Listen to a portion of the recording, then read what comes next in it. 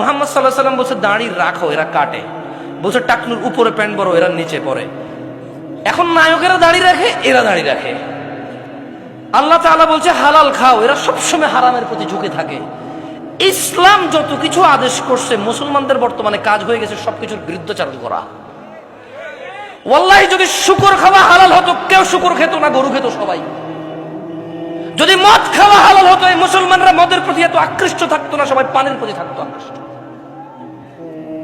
যদি সুদ আর ঘুষ খাওয়া হালাল হতো, তাহলে আজকের যে মুসলমান আমার চোখের সামনে আসি, আমরা আমার মনে হয় এরা কেউ সুদ আর ঘুষ খেত না।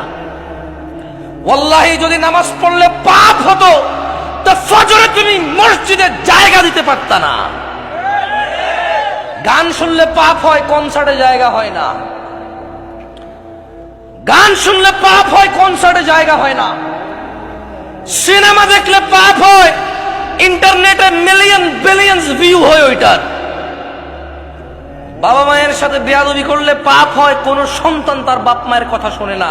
একটা সামান্য মেম্বার, ইউনিয়ন মেম্বার, ও বেটা এখন 2 লাখ টাকা খরচ করলে হওয়া যায়। কি আগের যুগ আছে সম্মান হতো? আমি রাজনীতি বক্তব্য দিচ্ছি না, ফ্যাক্ট বলতেছি। নিজের উপরে নিয়েন না কেউ।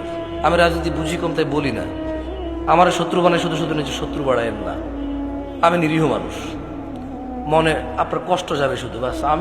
আমারও ইনশাল্লাহ কিছু করতে পারবেন না, আমিও পারবো না। আপনারা যা করবে, যদি কিছু হয় ওটা আল্লাহর তাকদীরে আছে, আমার হবে, আপনার হলে ওটা আল্লাহর তাকদীরে আছে, তাই হবে, বাস, দ্যাটস ইট। আমি ভয় পাই না তা না, এই জন্য আরো অনেক কন্ট্রোল করে বলতেছি। তো এই জন্য দেখবেন বাবা মায়ের অবহেলা। ওর যদি খালি ইউনিয়ন চেয়ারম্যানে বলে ওকে বলিস তো একটু দেখা করতে, ও লুঙ্গি কোনটা পড়বে এই টেনশনে পড়ে যাবে, যাইতে হবে রে। ওর বাপ মা ওকে ডেকে পাঠাইলেও বলো যে আসতেছি, বলে দিস পরে আসতেছি।